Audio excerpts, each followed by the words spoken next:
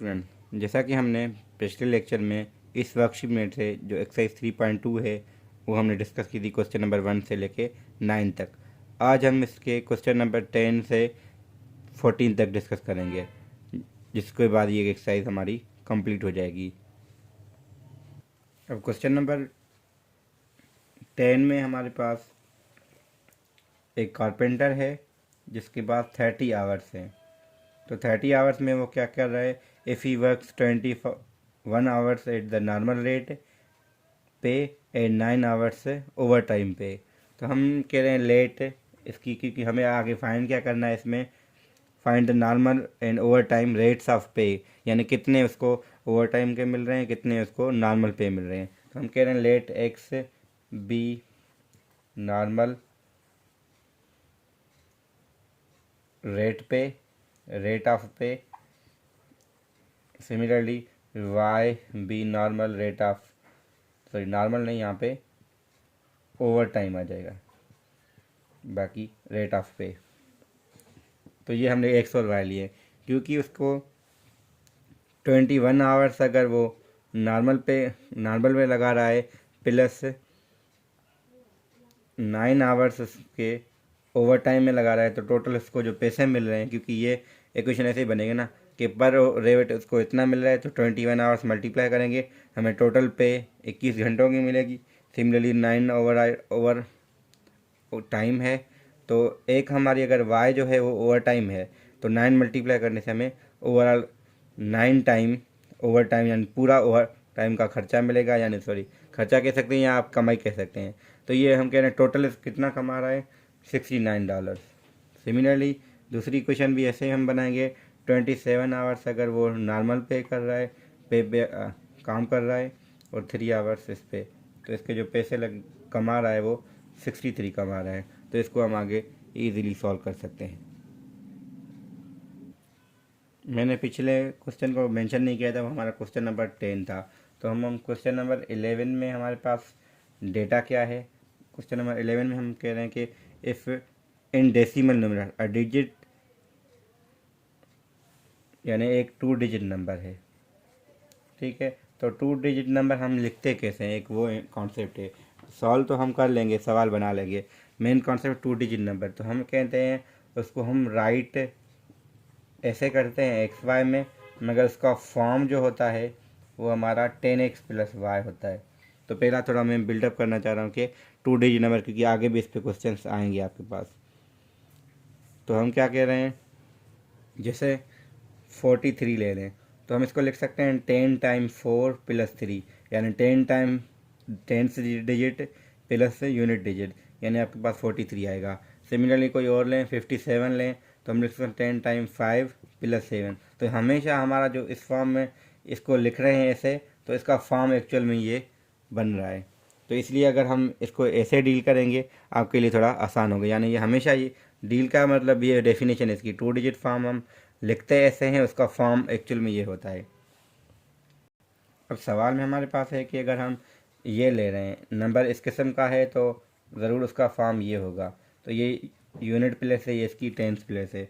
अब वो क्वेश्चन में ये गिवन है कि 2 digit number is smaller by 27 when digits are reverse, यानी क्या कह रहे हैं कि अगर आपके पास ये ओरिजिनल नंबर ये है 10x प्लस वाई, ये जो है वो आपका स्मॉलर है किससे, जब हम डिजिट्स रिवर्स करें, यानी 10y प्लस एक्स, क्योंकि एक्स की जगह वाई की जगह एक्स, तो हम इसको ऐसे लिख सकते हैं, ये हमारा रिवर्स हो जाएगा, तो उसका फॉर्म ये बनेगा। अब इनमें रिलेशन क्या है, क्योंकि ये जो है इससे 27 कम है, तो हम अगर इसको भी इसमें से भी वो माइनस कर रहे हैं तो बराबर होंगे, क्योंकि ये इससे कम था तो हमने इसमें से माइनस कर दिए। और आप ऐसे लिख सकते हैं, इसमें हम अगर जब हम इसमें भी ऐड करेंगे तो दोनों क्या होंगे, बराबर होंगे। तो ये भी लिखें हैं वो भी लिखें, बात दोनों केस में वही है। तो ये अगर हम देखें -27 को इस साइड लेके आए, यही बन जाएगा। तो अगर ये कम था तो हमने इसको ऐड करके इक्वल कर दिया, अगर ये कम था तो हमने इसमें से माइनस करके दोनों को इक्वल किया, जिसको जो आपको ईजी लगे वो आप उसको लें। अब इसके अलावा कंडीशन क्या है आपके पास, सम ऑफ डिजिट 13, यानी x plus Y is equal to 13, क्योंकि हमने सम, क्योंकि x और y हमारे डिजिट्स हैं तो उनका सम ये होगा। तो एक इक्वेशन ये है, एक इक्वेशन ये बनेगी। हालांकि ये हमारे ओरिजिनल फॉर्म में नहीं है, हम इसको सिंप्लीफाई कर सकते हैं। जैसे y को उस साइड लेके जाए, x को इस साइड, तो ये होगा 10x minus X is equal 10y minus Y is equal to -27। अब इसको आगे भी आप कर सकते हैं। अब हम कह रहे हैं क्वेश्चन नंबर 12 पे हम आ रहे हैं, क्योंकि 11 में यही कॉन्सेप्ट है, इक्वेशन बन गई, आप आगे सॉल्व कर सकते हैं, ज़्यादा हम टाइम उस पर नहीं लगा रहे। अगर आपको सीखना है कि इक्वेशन कैसे सॉल्व हो रही है तो आप मेरी इसी चैनल के इसी जो प्ले लिस्ट है यहाँ पे BSM न्यू एडिशन मैथमेटिक्स, उसमें मैंने चैप्टर 2 की 2.1 डिस्कस की हुई है, एलिमिनेशन एंड सब्स्टिट्यूशन मेथड, तो आप उसको चेक कर सकते हैं। फिर आप क्वेश्चन नंबर 12 में देखें, वैसे ही है, सेम कॉन्सेप्ट है, 2 डिजिट नंबर का।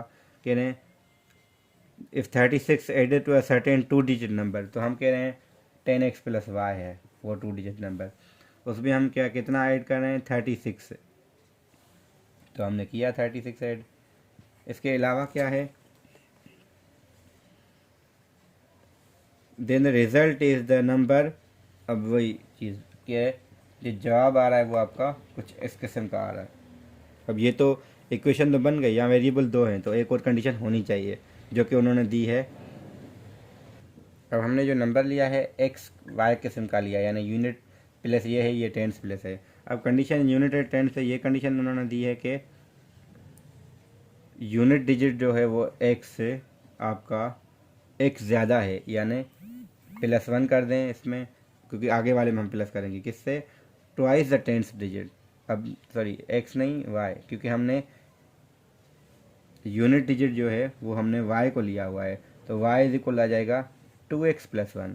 देखिए यहाँ पे y is 1 more than twice the x, यानी unit digit is 1 more than twice this. तो यहाँ पे ऑप्शन बहुत सारे आपके पास आएंगे, जैसे मैं 3 और कितना लेता हूँ, फॉर एग्ज़ाम्पल 4 एंड 5 एंड 7 ले रहे हैं ना।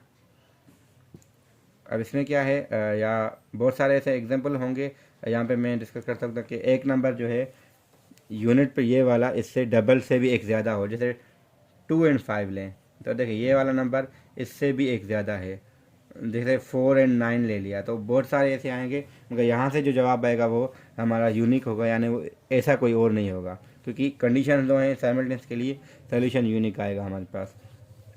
तो आगे ये भी केसेस आएंगे इसी में कि हम सोल्यूशन यूनिक कब होता है, कब मेनी सोल्यूशन आते हैं, वो हम अब फ़िलहाल डिस्कस नहीं कर रहे हैं। तो इक्वेशन ये बन गई, मैंने इसको सिंप्लीफाइड फॉर्म में नहीं लिखा, आप कर सकते हैं वैसे ही, जो एक्स को हम उस साइड लेके जाएँ वाई को उस साइड, तो इक्वेशन बनेगी, दूसरी इक्वेशन ये बनेगी, तो आप इसको ईजिली कर सकते हैं।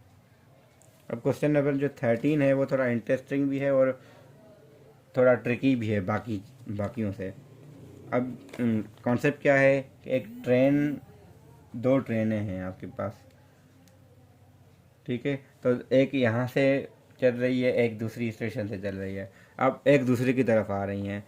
एक जो है वो ए है, वो 12 बजे निकली है, क्योंकि वहाँ पे लिखा हुआ है नून, तो नून का मतलब 12 बजे होता है, वो भी 12 PM, ठीक है। और दूसरी जो निकली है वो 12:15 पे निकली है, यानी 12:15 बजे, तो उसके लिए नून लिखने की ज़रूरत नहीं है, यानी यहाँ एक वर्ड उन्होंने नून लिखा है, इसका मतलब 12 PM होता है, और दूसरी 12:15 पे। अब आगे जाके वो यहाँ पे आके मीट कर रही हैं, तो यहाँ अगर मीट कर रही हैं, ज़रूर नहीं कि बीच में मीट करें, मगर हम कह रहे हैं कि यहाँ से लेके यहाँ तक जो टाइम लगेगा इसको और इसको टाइम,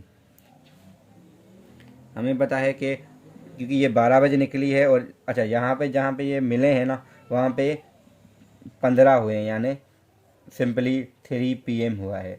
सो 3 PM तक कैलकुलेट करें, तो इसके लिए टाइम होगा 2 पॉइंट, मतलब लिख सकते हैं पॉइंट में भी, आप अगर वो लिखना चाहें तो 2 प्लस एक्चुअल में कितना है 3/4, जिसको हम इजीली लिख सकते हैं 11/4, यानी ये आपके पास टाइम आ जाएगा।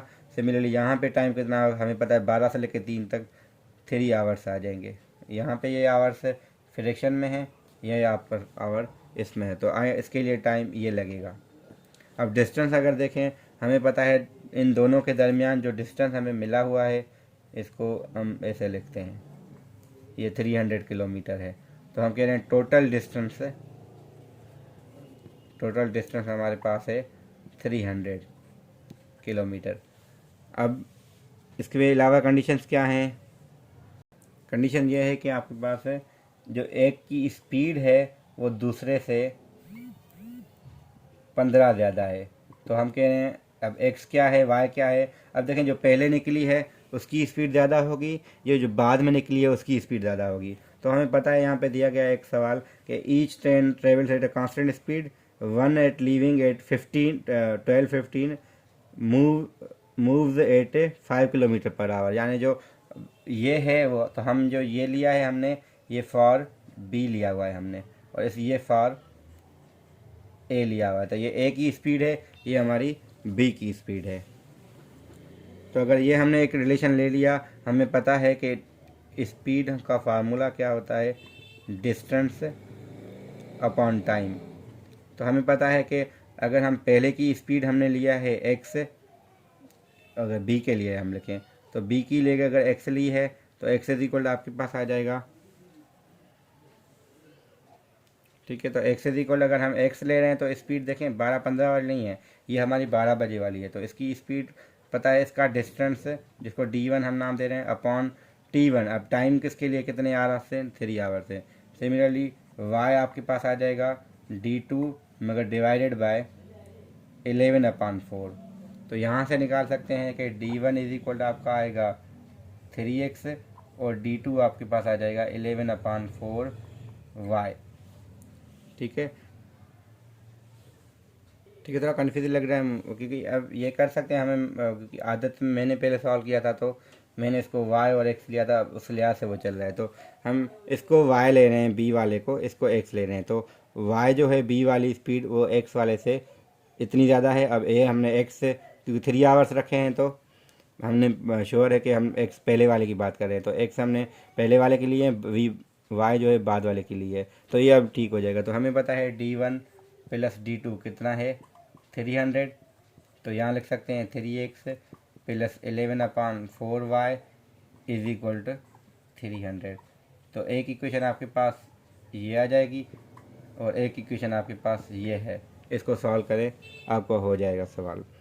तो यहाँ पे मैंने पहले वो y(x) रख रहा था, मगर क्योंकि वो आदत हो जाती है ना एक करने की, बहुत दफ़ा स्टूडेंट को क्वेश्चन समझाया है ही, क्योंकि मैं मैथमेटिक्स सेंटर में ट्यूटर भी हूँ। तो वहाँ पे हम क्वेश्चन बहुत सारे स्टूडेंट को समझाए, कोई किसी को, तो हमेशा हम मोस्टली x और y में, मतलब ये मैंने y लिया था, ये x लिया था, इस वजह से वो थोड़ा चेंज यहाँ पे करने की कोशिश की, मगर मिस्टेक हो सकती है। तो मैंने कहा शुरू में ही हम चेंज कर देते हैं, इतना फ़र्क नहीं पड़ेगा, आगे वेरिएबल चेंज होंगे। सवाल आपके जो जवाब है एक्चुअल में, क्योंकि हमें जो दोनों की स्पीड फाइंड करनी है वो हम ये फाइंड कर लेंगे। तो ये आपका क्वेश्चन ऐसे हो जाएगा। अब देखिए क्वेश्चन नंबर 14 है, इस एक्सरसाइज का लास्ट क्वेश्चन है। तो 14 में एक मिला हुआ है हमें टोटल मास। तो टोटल मास हम लिख लेते हैं।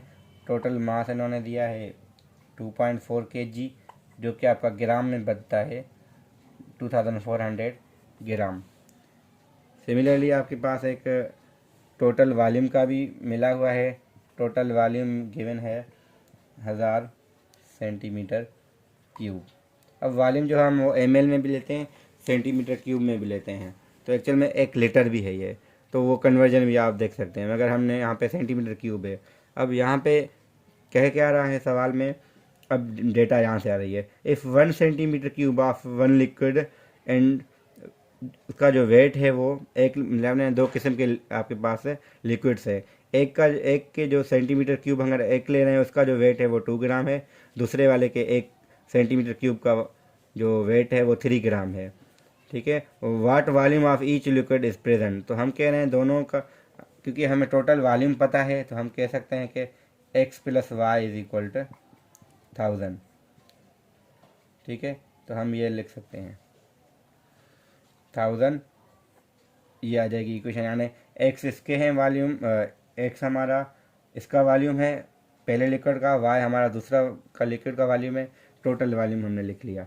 और दूसरी इक्वेशन मास के लिए है, तो मास की अगर डेंसिटी के लिहाज से यूज़ करना चाहें फार्मूला तो वो भी कर सकते हैं, मगर हम ऐसे लिखें तो हमें पता है कि अगर x यूनिट हम ले रहे हैं तो हम कह रहे हैं कि एक का जो वेट है ना, 1 सेंटीमीटर अगर हम यहाँ इसका लेंगे तो उसका ग्राम, उसका जो वेट है वो 2 ग्राम है। तो अगर हम x सेंटीमीटर ले रहे हैं पहले लिक्विड का, तो हर किसी का जो, क्योंकि वेट 2 है तो 2 इंटू एक्स उसका टोटल वेट होगा, प्लस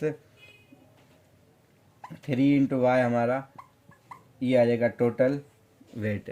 तो इसको देखें, दोबारा देख सकते हैं ये कितना हम ले रहे हैं, x सेंटीमीटर क्यूब। अगर देखें मैं यहाँ पे 1 ले रहा हूँ, 1 सेंटीमीटर क्यूब होगा तो 2 मल्टीप्लाई हो के आपके पास आ जाएगा जितना भी हो। तो 1 सेंटीमीटर क्यूब इसका लें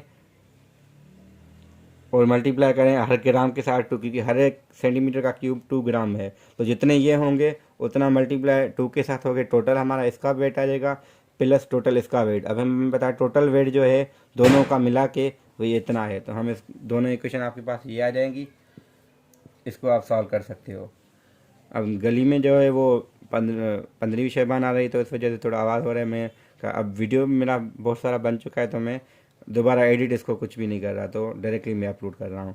ठीक है, तो क्वेश्चन नंबर हम 14 तक ये कर चुके हैं। आगे हम देखेंगे अगर एक्सरसाइज आपकी 3.3 की आपको नीड है तो मैं वीडियो बनाऊंगा, वरना मुझे नहीं लगता, क्योंकि मैं देख रहा हूँ कि वीडियो स्टूडेंट कम देख रहे हैं। अगर कम देख रहे हैं तो मुझे ज़रूरत नहीं है वीडियो बनाने की। बस मैं क्योंकि मैंने 3.2 एक्सरसाइज स्टार्ट की थी तो मैंने कहा इसको कंप्लीट कर लेते हैं। तो 3.3 जो इसकी वर्कशीट की है वो फ़िलहाल मैं इसको स्किप कर रहा हूँ, क्योंकि अगर स्टूडेंट को नीड होगी तो मेरा व्हाट्सएप नंबर भी है, यहाँ कमेंट भी कर सकते हैं आप। अगर किसी को इशू है तो मुझसे पूछ सकते हैं, वरना मैं इसकी पे नहीं बना रहा वीडियो। मैं डायरेक्टली आपकी बुक में जो मिसलिनियस एक्सरसाइज 2.2 है, चैप्टर 2 की मिसलिनियस है वो स्टार्ट करके और चैप्टर 3 पे जाऊँगा। ठीक है, अब चैनल को ज़रूर सब्सक्राइब करें ताकि आपको वीडियोज़ मिलती रहें। Thank you.